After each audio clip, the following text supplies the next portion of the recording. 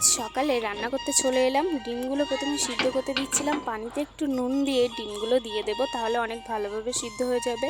So hello everyone, কেমন আছো সবাই? আমি তাসলিমা তোমাদের মাঝে নিয়ে চলে এসেছি ছোট্ট একটা মিনি ব্লগ। আর এদিকে চালগুলো ভালোভাবে ঝেড়ে কৌটোর মধ্যে রাখছিলাম, আর এদিকে ডিমগুলো সিদ্ধ হয়ে গেছে। শুকনো ঝালগুলোর গোটা ছাড়িয়ে আমি একে একে ডিমের গরম পানির মধ্যেই দিয়ে দিচ্ছিলাম, এতে করে ঝালগুলো নরম হয়ে যাবে আর আমার শিলে বাটতে অনেক সুবিধা হবে। আর তারপর ডিমগুলোর খোসা একে একে করে ছাড়িয়ে নিচ্ছিলাম, আর তারপর ডিমে নুন হলুদ মাখিয়ে ভাজতে দিলাম। ডিমগুলো ভাজা রেডি, দেখে মনে হচ্ছে এখনই খেয়ে নিই, কিন্তু খেয়ে নিলে আমার চোখের অবস্থা অনেকটা খারাপ হয়ে যাবে।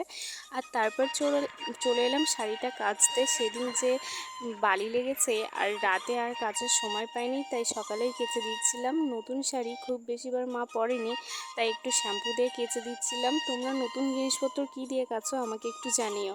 আর কাচার পর ধুয়ে এখানে মেলে দিয়েছি, যদিও খুব একটা রোদ নেই। তো আজকের মতো টাটা, দেখা হচ্ছে পরবর্তী ভিডিওতে।